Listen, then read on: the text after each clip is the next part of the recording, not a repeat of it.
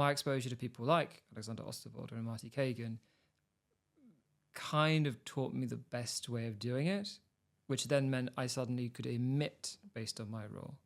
So they really helped me to solidify the fact that I can do, speaking frankly, do startup things really well. And I wasn't a founder for that era, right?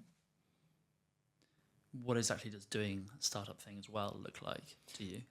Well, it's a really good question. Obviously, it's a large question. From my point of view, doing startup things well is probably in two categories. The first piece is, can you build a business that actually works for the business model of venture capital, which most people don't understand?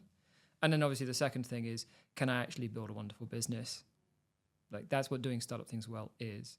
If you can do something that's a venture capital business, but it's a really crappy business, it's going to explode just a lot later and very famously.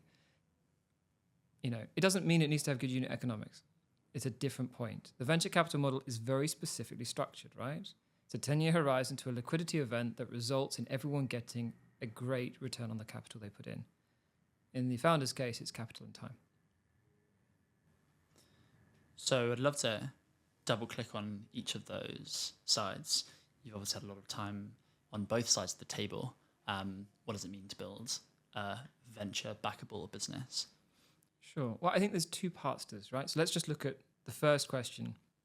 What's the relationship between a founder and a venture capitalist? You know, where is that actually met?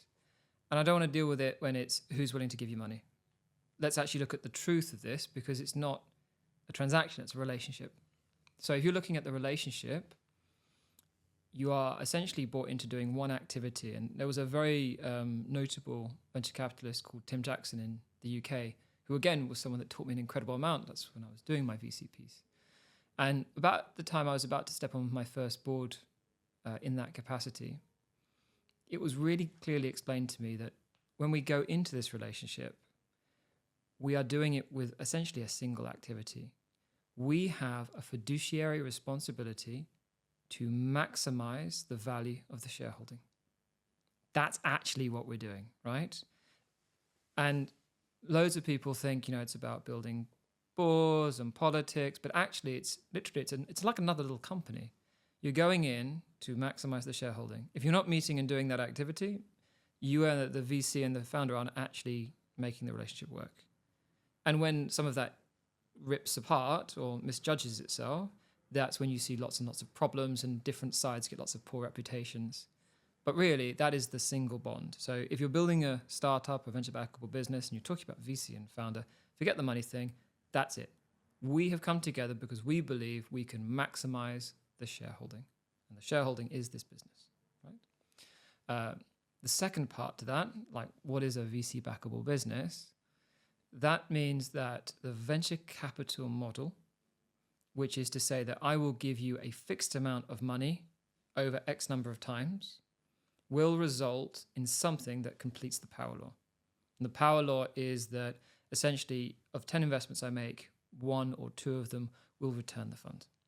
So if you're building a business that does not follow the power law, it's not a venture backable business. And at any point it could fall out of it or into it, but you have to understand that. This is where you end up with zombie companies at Series C, because actually they can't produce the return for the 10 years. They've built a wonderful lifestyle business with VC money. And so that's where, again, you end up with this really weird rending, because startups, realistically, are by definition venture-backable businesses. The alternative is you build a lifestyle business. There's nothing wrong with those. They're not venture-backable businesses. Like, find a way to get it started, find a way to get capital that doesn't require you in 10 years to give back X number of times it. And that's, again, where you see a big issue, because founders, especially first-time founders, will start to try and solve a big problem, either a problem they feel themselves or a problem they see in the world, without actually asking this question. What am I going to do with 1 million, then 15 million, then 50 million, then 250 million sequentially? And how is it going to return? Actually, if you can't start to answer that question on day one, have you actually built a venture-backable business, or have you found a nice problem you want to solve with someone's money? And so the misalignment that happens is usually founders selling a lifestyle business as a startup.